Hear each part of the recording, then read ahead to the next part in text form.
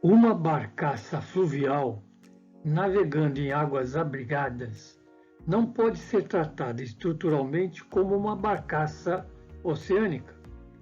As classificadoras já consideram, em suas formulações e requisitos de detalhes estruturais, muitos abrandamentos. Eu sou Alessandro Barile, engenheiro naval e civil. Caso alguma imagem ou vídeo desta apresentação seja de sua autoria e você se sentir prejudicado, por favor me avise pelo e-mail barile@hotmail.com.br e eu retirarei imediatamente da minha apresentação. Não construa embarcação exemplo sem autorização por escrito do autor. Tem direitos autorais. Não critique, não copie, desenvolva o seu próprio projeto. Para tank barges e dry cargo barges, as borboletas de bojo são requeridas para o sistema estrutural transversal se o raio do bojo for maior que 305 mm e para o sistema longitudinal se o R for maior que 305 mm para cada gigante transversal e adicionalmente a cada 0,9 metros. Também isso pode ser substituído por um longitudinal adicional no bojo.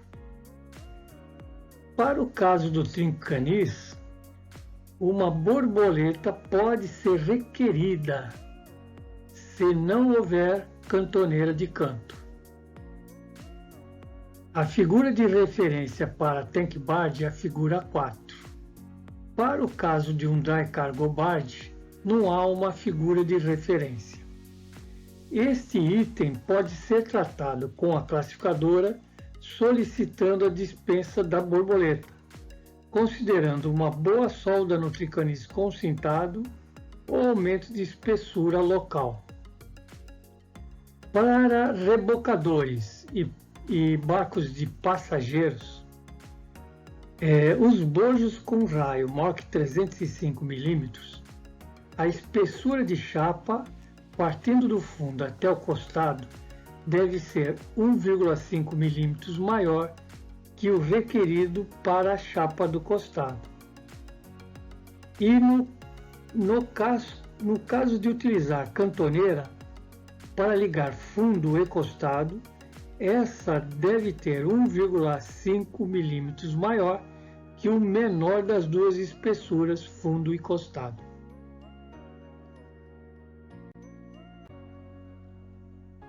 Continuidade estrutural. Barcaças para águas abrigadas. Para tank barges, dry cargo barges, towboat, passenger vessels, tudo para águas abrigadas. Reforços transversais, longitudinais ou misto, transversais e longitudinais, devem ter suas extremidades ligadas às anteparas ou almas de gigantes, com sua seção total inalterada, a não ser quando a regra especifica de forma diferente, como é o caso de anteparas somente watertight, que pode ser chanfradas com um módulo majorado em 25%. Podem ser passantes ou soldados em ambos os lados da chapa e garantir a continuidade estrutural. Não há requisito do longitudinal ser passante através da antepara ou de um transversal gigante ou de um longitudinal gigante. Pode ser interrompido desde que mantida a seção. Também podem ser soldadas borboletas. No caso de eu interromper antes o perfil, eu vou ficar sem módulo de seção próximo ao local onde elas estão se aproximando. Logo serão necessárias borboletas para garantir o módulo, as propriedades de seção, mas essas também não precisam ser passantes. Vejam agora a diferença para barcaças oceânicas. Só para efeito comparativo com as barcaças fluviais. Para um comprimento menor que 76 metros, a continuidade de extremidade pode ser garantida por borboletas não passantes. Para comprimento entre 76 e 106,5 metros, borboletas passantes são requeridas nas extremidades, ou os longitudinais devem ser contínuos e passantes. Para L maior que 106,5 metros, os longitudinais devem ser contínuos e passantes obrigatoriamente. Concentração de tensões. Vejam essa figura. O perfil longitudinal não chega na antepara e o prumo também não encosta no perfil. Eu tenho duas seções prejudicadas. A seção S não mantém o módulo requerido, pois um pouco antes ela tem módulo, mas bem nessa seção ela não tem módulo. Essa seção está reprovada, não pode ser. Eu teria uma solução, eu vou com o perfil até encostar na antepara. Todas as seções eu mantenho o módulo. Entretanto, eu tenho uma concentração de tensões na ligação do perfil e flange com essa chapa vertical. Trata-se de um elemento de casca fina e sempre eu tenho um momento fletor no esforço cortante nas extremidades dos perfis. Também não pode ser. Aí eu vou partir para essa nova solução. Vou colocar uma barrinha de interligação entre o longitudinal e o primeiro transversal, o primeiro elemento estrutural. Eu garanto o módulo de seção em qualquer seção da viga longitudinal. Vou dar um snipe no flange para evitar o ponto duro na chapa vertical. Esse sistema pode ser, e eu evitei concentração de tensões e garantir as propriedades de seção. No caso de um elemento estrutural for interrompido em algum gigante transversal longitudinal, eu também tenho que fazer as mesmas considerações. Eu tenho que evitar concentrações de tensões e eu tenho que garantir o módulo de seção requerida até o limite da viga gigante. A flange aqui no caso vai ter que ser chanfrada para não dar ponto duro em cima da alma da viga gigante. Soldo em T. Supondo dois elementos sendo soldados, chapa de anteparo convés com o seu reforçador.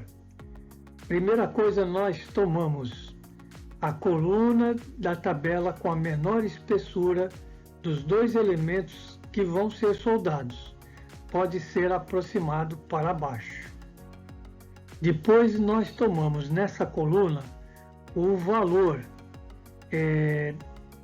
do filete, qual vai ser o comprimento do filete, o valor da perna dessa solda ou o valor da garganta dessa solda. Vamos ver se a tabela para um elemento que nós estamos querendo nos pede que ela seja em zigue-zague, nesse caso aparece um asterístico, ou se ela pode ser justaposta. Também a tabela vai nos informar se ela precisa ser dupla contínua. Se for necessário usar solda dupla contínua, a classificadora também vai lhe apresentar uma tabela que é muito similar à da solda intermitente. Toma-se os dois elementos que vão ser soldados, a menor espessura, arredondando para a espessura próxima e inferior, e aqui ao lado nós temos a representação da solda de filete contínuo. As tabelas informam quando é requerido solda dupla contínua, intermitente justaposta e intermitente escalonada. Reforços comuns passando por gigantes devem ter solda dupla contínua mínima de 150 mm nas extremidades. Solda dupla contínua também nas borboletas. Reforços com chanfros nas extremidades devem ter solda dupla contínua, com um comprimento mínimo de 10% do vão. Internamente a tanques é recomendável ter solda dupla contínua. A solda intermitente é especialmente recomendada na solda de perfis sobre chapas de baixa espessura. Soldas superdimensionadas requerem mais HH, mais material e geram mais empenho. Utilize as espessuras calculadas para entrar nas tabelas ao invés das espessuras que realmente você empregou na construção. Vamos tomar como exemplo a nossa barcaça já calculada, tipo box fluvial, carga geral 6212. Primeira coisa a fazer é soldar os painéis de fundo. A solda é uma solda de emenda de topo. E tomando dos desenhos, nós temos a espessura calculada e a espessura que realmente vamos empregar na construção. Colocar a espessura calculada no desenho é extremamente importante, pois a revisão de espessuras feita pelo vistoriador de tempo em tempo para ver se a chapa deve ou não ser trocada, ele vai se basear na espessura calculada. Pela IACS, nós vemos qual é o tipo de solda de penetração total para esse tipo de chapa. Ela tem uma espessura menor que 19 mm, pode ser uma solda de penetração total só por um lado, e sempre procurar fazer a solda na direção e nunca sobre cabeça.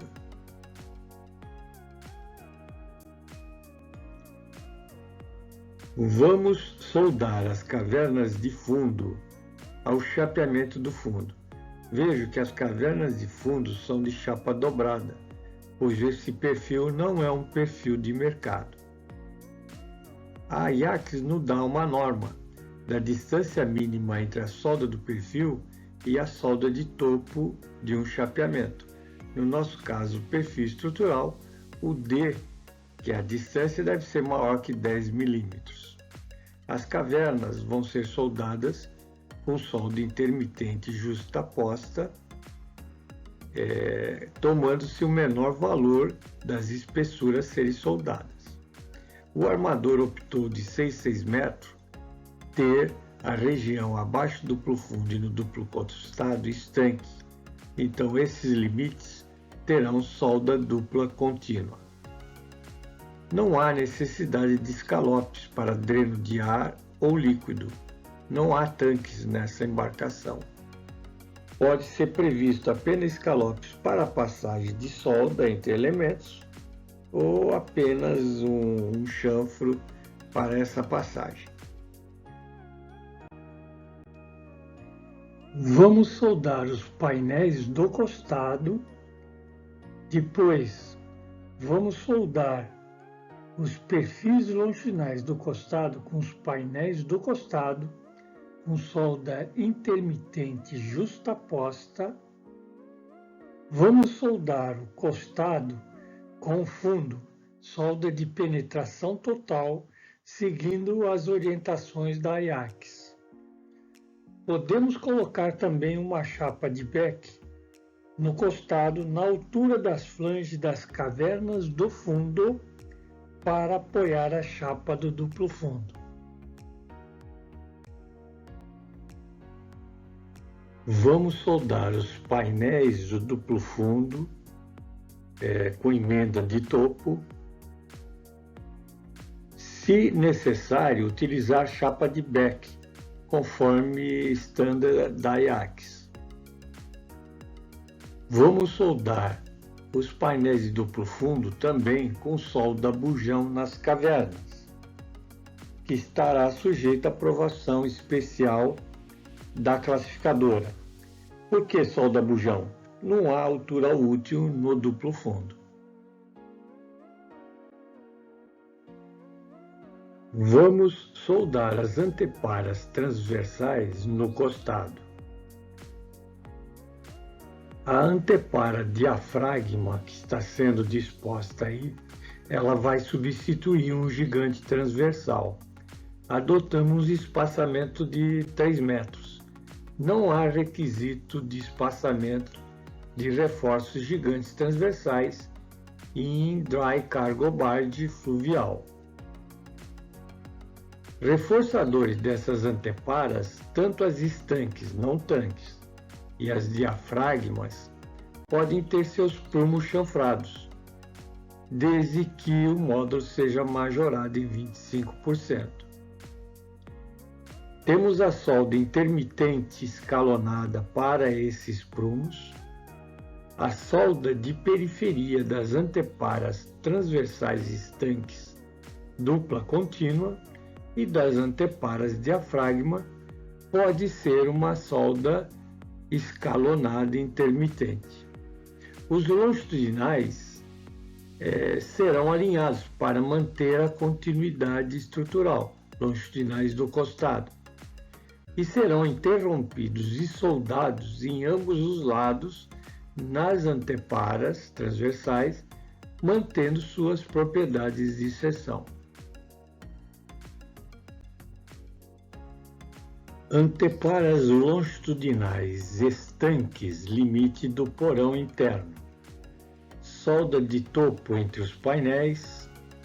Solda de periferia dupla contínua dessa antepara com o duplo fundo. Solda intermitente escalonada do perfil longitudinal na antepara longitudinal.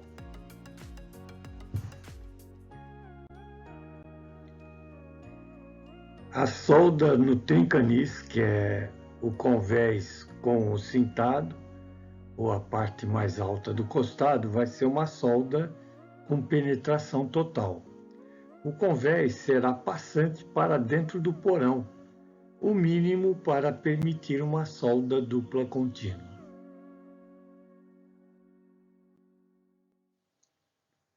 Braçola de escotilha independente montada, soldada sobre o convés. Todas as soldas serão duplas contínuas, são áreas expostas. O canto, a extremidade do reforço transversal, a flange é chanfrada, para evitar ponto duro sobre o convés. O módulo de seção atende mesmo não considerando a flange. A abertura do convés nas extremidades é arredondada, para evitar concentração de tensões. É uma estrutura clean. Todos os elementos estruturais têm continuidade estrutural. Não há pontos de concentração de tensões. É uma estrutura muito simples, muito simples. As extremidades dos elementos estruturais foram soldadas um ao outro, sem perder o módulo em nenhuma seção. A barra chata vertical na extremidade foi adicionada para não haver perda do módulo de seção de extremidade e não deixar ponto de concentração de tensões do elemento longitudinal com a chapa antepara vertical. Nenhum crédito para redução de vão foi dado, considerando que borboletas não foram soldadas. Deixamos aqui uma bibliografia para quem quiser se aprofundar mais sobre o assunto. Esta apresentação não tem nenhum objetivo acadêmico. Trata-se apenas de conhecimentos básicos e mostrar toda a beleza da ciência que está por trás da engenharia naval, dedicada a todos os aficionados por construção naval. Estamos terminando mais esta apresentação. Se gostaram, indique aos seus amigos e inscrevam-se no canal da Engenharia Naval. Muito obrigado.